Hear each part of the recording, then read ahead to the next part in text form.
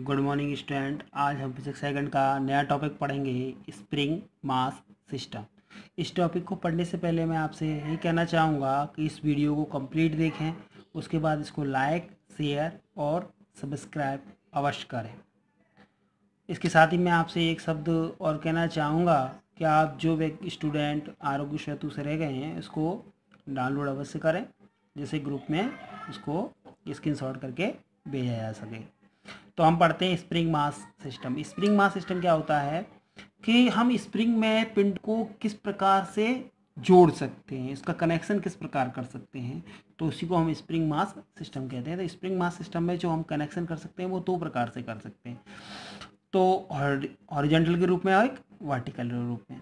तो हम इससे सबसे पहले इसको पढ़ते हैं। तो क्या लिखा है, किसी नगण्य मास की स्प्रिंग से m मास के पिंड को कनेक्ट कर सिस्टम का दोलन दो प्रकार से किया जा सकता है। यानी सिस्टम का जो हम वाइब्रेटिंग करते हैं वो वाइब्रेटिंग कम से कम दो प्रकार की होती है, यानी कंपन गति, दोलन गति, कंपन गति। तो उसका दो तरीके से कर सकते हैं, एक हॉरिजॉन्टल तरीके से, एक वर्टिकल तरीके से। तो पहली क्या है, horizontal oscillation of mass attach to spring, और दूसरी है vertical oscillation of mass attach to spring. तो हम पहले हॉरिजॉन्टल की तरह जोड़ते हैं। तो हॉरिजॉन्टल पे क्या करेंगे, हम पिंड के साथ जो स्प्रिंग है, ये पहली कंडीशन है इसकी। तो इस स्प्रिंग को हमने जो द्रव्यमान है कि वो पिंड को जो m मास लेस द्रव्यमान का m द्रव्यमान का है उसको हमने इससे कनेक्ट कर दिया है। तो पहली स्थिति है उसकी साम्य स्थिति है। उसके बाद हमने इस पिंड को क्या किया है, एक तरफ से उसको खींचा है। तो खींचा है तो इसका डिस्प्लेसमेंट हुआ है वो x के साथ, इसका डिस्प्लेसमेंट हो गया है। जब हम यहाँ से इसको खींचने के बाद इसको छोड़ते हैं तो ये इसका जो एकदम स्प्रिंग किस तरफ जाएगी, अपनी साम्य स्थिति की ओर, यानी पहले यहाँ पर आएगी, उसके बाद वो वापस संपीड़ित हो जाएगी। संपीड़ित होने के बाद यानी थोड़ी सी अपने आप में पुश हो जाएगी। पुश हो जाएगी तो यह आपकी यहाँ पर इसका एक साम्य स्थिति में इसका डिस्प्लेसमेंट तीसरी कंडीशन में थोड़ा इधर डिस्प्लेसमेंट हो जाएगा। तो इस पिंड का जो फोर्स है वो इधर कार्य कर रहा है। जब हमने उसमें भी बताया था, पेंडुलम में बताया ना, कि जो तनाव होता है वो एक ठोस वस्तु यानी ठोस की जगह से, यानी यहाँ से जो स्प्रिंग जुड़ी है तो यहाँ तरफ इस साइड इसका फोर्स लगेगा। वो स्प्रिंग जो कनेक्टेड है वो इधर से ही कनेक्टेड हो रही है। तो हम इसमें पहले पढ़ते हैं, इस जो कॉइल लगी है इसका कांस्टेंट कितनी वैल्यू है, k है। यानी जो भी ये तीन कॉइल, एक कॉइल लगी हुई है, इस कॉइल का हमने जो गुणांक माना है, फोर्स कांस्टेंट माना है, वो क्या माना है हमने, k माना है। तो late consider force constant is k। तो हुक के नियम अनुसार F बराबर माइनस के एक्स होता है। तो हुक का नियम होता क्या है, तो हुक के नियम के अनुसार आप जानते हो कि प्रतिबल होता है वो किसके समानुपाती होता है, विकृति के समानुपाती होता है। ठीक है ना। यदि हम समानुपाती चिन्ह हटाते हैं तो इसका जो फॉर्मूला आता है वो k इंटू विकृति, यानी k इसका क्या है, कांस्टेंट होता है, तो k विकृति होता है। विकृति किसे कहते हैं, यह भी सबसे बड़ी जरूरत है। विकृति कहते हैं यानी चेंजेबल, यानी इसमें क्या चेंज हो रहा है, तो देखो इसमें x मीटर के साथ इसका चेंजेबल, यानी चेंज मतलब परिवर्तन। परिवर्तन क्या हो रहा है, तो देखो यहाँ पहले स्प्रिंग थी साम्य स्थिति में, इसके बाद इसका मान बढ़ा, तो मान बढ़ा तो इसकी विकृति x हुई। यहाँ से हमने इसको पुश किया, इसको छोड़ दिया तो इसको क्या हुआ, यहाँ पर आके इसकी विकृति वापस x के साथ इसकी वापस विकृति हो गई। इसी जो x है इसको हम डिस्प्लेसमेंट कह रहे हैं, और या फिर हम इसको विकृति भी, हुक के नियम से इसको विकृति कह सकते हैं। ठीक है ना। तो F क्या है, प्रतिबल मान लो, या इसको रिस्टोरिंग फोर्स कहते हैं। तो इसके बाद न्यूटन के द्वितीय नियम से, तो न्यूटन का जो सेकंड नियम होता है वो क्या होता है, F बराबर ma, यानी मास इंटू एक्सेलरेशन। तो मास इंटू एक्सेलरेशन इसका फॉर्मूला हो गया। यहाँ हम एक्सेलरेशन के रूप में a नहीं रखते क्योंकि a को हम एम्पलीट्यूड मानते हैं, तो एम्पलीट्यूड मानते हैं तो इसको क्या हो गया, m इंटू एल्फा। यहाँ पर हमने क्या माना है, यहाँ पर एक्सेलरेशन एल्फा माना है। तो यहाँ से एल्फा निकालेंगे तो पश्चांतरण करेंगे, m का f में भाग लगा जाएगा। ठीक है, जो हमने f का मान निकाला था, put the value of f का हमने मान क्या निकाला था, kx, ये रखा है ऊपर मान, kx माइनस kx, तो माने kx यहाँ रखते हैं, इस समीकरण में रखेंगे तो अल्फा बराबर हो जाएगा माइनस kx अपॉन m। ठीक है, हमने पेंडुलम में भी और हमने सिंपल हार्मोनिक मोशन में पढ़ा था, जो अल्फा बराबर होता है उसका फॉर्मूला होता है minus omega square into x, उससे हम इसकी तुलना कर लेंगे। तो देखो अल्फा अल्फा समान है, एक्स एक्स समान है, और माइनस ओमेगा स्क्वायर बराबर क्या हो जाएगा माइनस के अपॉन एम। तो माइनस माइनस भी समान है, तो ओमेगा स्क्वायर बराबर क्या हो गया के अपॉन एम।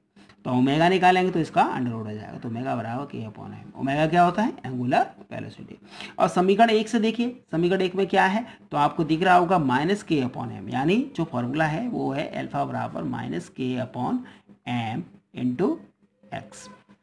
तो जो के अपॉन एम है ये एक कांस्टेंट वैल्यू है, तो इसको हम मान सकते हैं कांस्टेंट वैल्यू, यानी अल्फा किसके समानुपाती है एक्स के, माइनस एक्स के समानुपाती। इस पर हम कह सकते हैं कि एक्सेलरेशन है वो डिस्प्लेसमेंट के समानुपाती है, विकृति के समानुपाती है हुक के अनुसार, ठीक है ना। अब इसमें टाइम ऑफ पीरियड निकालेंगे तो टी का फॉर्मूला क्या होता है 2 पाई अपॉन ओमेगा होता है। तो ओमेगा अभी हमने निकाला था, वो एंगुलर वेलोसिटी निकाली थी under root k upon m, यहाँ आप इसको पुट कर देंगे तो 2 pi under root m upon k आ जाएगा। फ्रीक्वेंसी निकालेंगे तो फ्रीक्वेंसी का फॉर्मूला होता है एन बराबर 1/t। यहाँ पर हम एक फॉर्मूला था एफ बराबर 1/t, यहाँ अपन क्या लेते हैं 1/, यहाँ पर एन लेते हैं 1/t। तो यहाँ से जो टी का मान है वो यहाँ पुट कर देंगे, ये आ जाएगा under root k upon M, ठीक है। एंगुलर वेलोसिटी निकालेंगे तो एंगुलर वेलोसिटी का फॉर्मूला होता है ओमेगा बराबर 2 पाई एन। तो यहाँ से एन का मान यहाँ पुट कर देंगे तो ओमेगा का मान आ जाएगा 2 पाई क्रॉस 1/2 पाई under root k upon M. 2 पाई से 2 पाई कटा जाएगा, under root k upon M आ जाएगा। अब इसका दूसरा कनेक्शन होता है वर्टिकल में। तो देखो वर्टिकल में कनेक्शन कैसे होगा, तो वर्टिकल का पहला केस ये है, दूसरा केस ये है, तीसरा केस आपका ये, 3 केस होते हैं। इसको vertical oscillation of mass attach to spring. तो स्प्रिंग को हमने अटैच किया है, 3 तरीके से अटैच किया है। तो हमने पहले अटैच किया इसको, इसकी जो लेंथ है स्प्रिंग की वो है एल, ये तीनों के मान ए मान लो, ए है, ये भी, ठीक है। पॉइंट किसी ठोस वस्तु के साथ ये जुड़ी हुई है, ठीक है ना। और इसका जो हमने इस पर जैसे ही इस पर लोड लगाया, एम मास का कोई लोड लगाया एम जी का, तो इसका क्या हो गया डिस्प्लेसमेंट हो गया एल सी, यानी इसकी विकृति आ गई एल सी, ये भी कह सकते हो। फिर हमने लोड को इसको हम थोड़ा खींचा है नीचे की ओर खींचा है, तो इसका लोड पड़ने के साथ वाई हो गया, यानी तीसरी कंडीशन पे इसका डिस्प्लेसमेंट, टोटल डिस्प्लेसमेंट कितना है एल प्लस वाई है, और यहाँ पर डिस्प्लेसमेंट है वो क्या है स्मॉल एल है।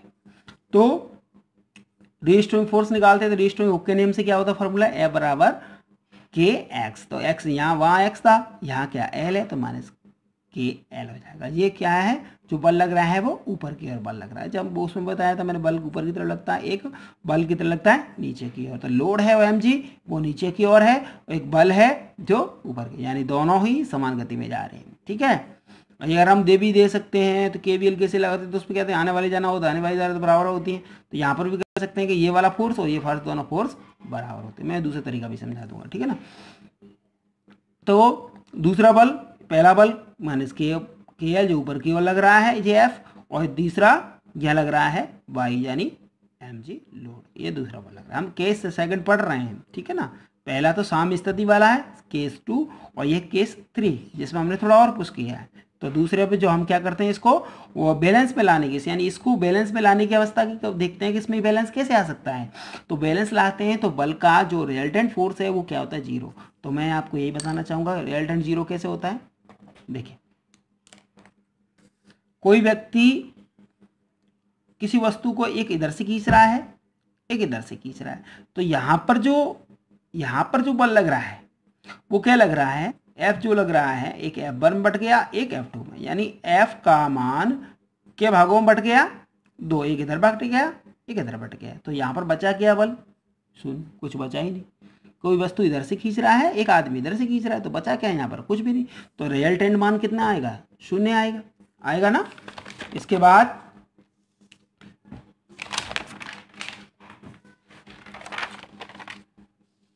नेक्स्ट आता है, तो इसका जो टोटल फोर्स है वो क्या हो जाएगा 0 हो जाएगा, F1 प्लस F2, यानी F1 का मान हमने क्या निकाला था माइनस के एल, और दूसरा क्या निकाला था प्लस एम जी बराबर 0, एम जी बराबर के। समीकरण नंबर 1। हम अगर दूसरा तरीका समझें इसका, तो देखिए दूसरा तरीका क्या है, एक बल ये है, एक बल ये है, तो दोनों अलग अलग दिशा में, तो इसका दोनों का मान बराबर होगा। एक है बराबर के एक्स, एक बार एक का क्या है मान आपका एम जी, तो दोनों मान बराबर हो गए। तो ऐसा नहीं करते हैं तो आप दोनों का मान रख करके इसको बराबर कर सकते हैं, ठीक है ना। अब आगे बढ़ते हैं। तो देखो तीसरी कंडीशन आती है, तो तीसरी कंडीशन में हम क्या करते हैं, देखिए तीसरी कंडीशन में ये है, इसने हमको इसको हमने थोड़ा और खींचा है, तो खींचा है तो इसका मान और विस्थापन हुआ, यानी और विकृति हुई वाई, तो टोटल विकृति क्या हुई एल प्लस वाई, ठीक है ना। इस स्प्रिंग की विकृति और बढ़ गई एल प्लस वाई, टोटल यहाँ से लेंगे तो इसकी जो विकृति यहाँ से यहाँ तक कितनी विकृति होगी एल प्लस वाई हो गई, टोटल विकृति कितनी हो गई एल प्लस वाई हो गई, ठीक है। तो वही मैं कह रहा हूँ, इसकी जो विकृति आ रही है वो क्या आ रही है एल प्लस वाई आ रही है। तो ओके नियम अनुसार F1 क्या होगा माइनस के इंटू एल प्लस वाई। अब मैं इसकी थ्योरी भी लिखी है मैंने थोड़ी, उसको समझना चाहते हो तो समझ लो। यदि पिंड को नीचे की ओर थोड़ा खींच कर छोड़ दें तो स्प्रिंग द्वारा पिंड पर प्रत्यानयन रिस्टोरिंग फोर्स के कारण पिंड साम स्थिति की ओर जाने लगता है, यानी जो पिंड होता है वापस अपनी संतुलन की स्थिति में आएगा, उसके बाद उसका संपीड़न होगा, संपीड़न के बाद थोड़ा ऊपर खिसक जाएगा, तो दूसरी ओर जाकर विराम स्थिति में आता है और स्प्रिंग संपीड़ित होती है। इस प्रकार पिंड साम स्थिति के दोनों ओर ऊपर नीचे क्या करने लगती है गति करने लगती है, यानी दोलन गति करती है, यानी वाइब्रेशन करता है। माना दोलन करते समय किसी क्षण पिंड अपनी साम स्थिति से वाई दूरी नीचे है और स्प्रिंग की कुल लंबाई में वृद्धि एल प्लस वाई हो जाती है, तो टोटल लंबाई इसकी क्या हो जाएगी इंक्रीज के रूप में एक ये एल प्लस वाई, दोनों गति में यहाँ से यहाँ तक इसका विस्थापन हो जाएगा। तो हुक के नियम से तो दिस टाइम स्प्रिंग द्वारा पिंड पर लगाया गया रिस्टोरिंग फोर्स तो क्या होगा ए बराबर माइनस के एल प्लस वाई, हुक के नियम का अनुसार। दूसरा फोर्स क्या लगेगा नीचे की ओर एम जी, तो रिजल्टेंट फोर्स क्या होगा, यहाँ पर रिजल्टेंट फोर्स शून्य नहीं होगा, ध्यान रखना, उसमें मैंने बताया था रिजल्टेंट फोर्स शून्य होगा केस नंबर सेकंड में, ये केस नंबर 3 है।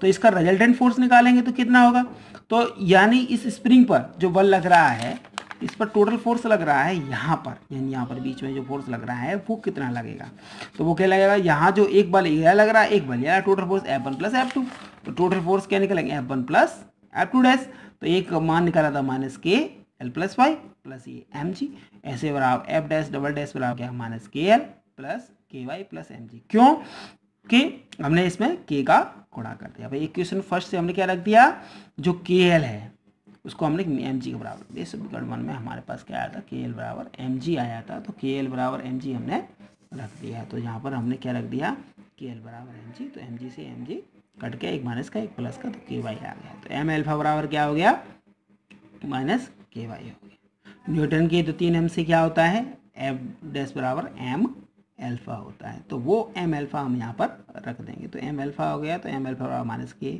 वाई, एल्फा निकालेंगे तो के अपॉन वाई, तो एंगुलर वेलोसिटी हमने निकाली थी इसका इसका बराबर के एम, ये यहाँ पर हम के एम अपॉन एम की जगह हम ओमेगा स्क्वायर रख दें, तो एल्फा बराबर माइनस ओमेगा स्क्वायर वाई हो जाए। तो इसके बाद हम इसका टाइम ऑफ पीरियड निकालते हैं, तो हम कह सकते हैं कि इसके जो पिंड का जो त्वरण आया था एक्सेलरेशन है वो किसके समानुपाती था, डिस्प्लेसमेंट के समानुपाती है, वाई के समानुपाती है, और ऋणात्मक चिन्ह क्या दर्शा रहा है कि जो त्वरण है उसकी जो डायरेक्शन है वो किसकी ओर है साम स्थिति की ओर, यानी जो पिंड है वो किस स्थिति की ओर है, इसका जो फोर्स है वो किसकी ओर है साम स्थिति, यानी साम स्थिति यहाँ पर है तो ये फोर्स लग रहा है साम स्थिति की ओर, यहाँ पर आने की कोशिश कर रहा है, यहाँ से डॉट डॉट करते हुए यहाँ आ जाए तो यहाँ तक आ जाएगा, ठीक है ना, साम स्थिति। अब इसका टाइम ऑफ पीरियड निकालते हैं, टी बराबर 2 पाई अपॉन ओमेगा होता है, ओमेगा बराबर रूट अपॉन के अपॉन एम निकाला ही था वो हम यहाँ पर पुट कर देंगे, तो ओवर कल आपका 2 पाई अनरूट के एम आई। उसके बाद हम इसका एन निकालेंगे, फ्रीक्वेंसी निकालेंगे, तो फ्रीक्वेंसी का फॉर्मूला होता है 1/t, वो हम यहाँ पर पुट कर देंगे, पुट करने पर एंगुलर वेलोसिटी निकालेंगे, ओमेगा बराबर 2 पाई एन, फॉर्मूला होता है एन का मान यहाँ से हम यहाँ पुट कर देंगे, तो यहाँ से हमारे पास ओमेगा बराबर रूट के अपॉन एम आ गया। तो देखिए पहले जो हॉरिजेंटल में हमने जोड़ा था तो वहां पर टी का के का जो मान आया था सेम टू सेम ये मान भी यहाँ पर भी आया है। तो देखो केस नंबर 3 में टी का मान 2 पाई अंडर एम अपॉन के, और पहले केस में भी मान आया था टी बराबर 2 पाई अंडर एम अपॉन के। एन का मान आया था, वही एंगुलर वेलोसिटी का मान आया था, वही सेम टू सेम मान यहाँ पर आ रहे हैं। यानी हम कह सकते हैं इन स्थिति में कि चाहे हॉरिजॉन्टल में स्प्रिंग हो या वर्टिकल में स्प्रिंग के साथ पिंड को जोड़ा जाता है तो दोनों ही दशा में फ्रीक्वेंसी, टाइम पीरियड और एंगुलर वेलोसिटी समान सेम रहती है। This is proved. ठीक है। इसके बाद हम पढ़ेंगे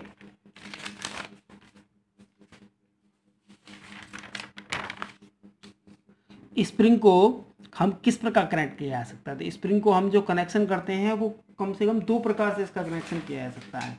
एक तो किया जा सकता है इसको सीरीज में, एक किया जा सकता है इसको पैरेलल में। तो इसको हम पढ़ेंगे नेक्स्ट लेक्चर में, इसको पढ़ेंगे। तो उससे पढ़ने से पहले मैं आपसे यही कहना चाहूँगा, वीडियो को लाइक करें, शेयर करें, सब्सक्राइब करें, ये आप अवश्य करें। ठीक है, धन्यवाद।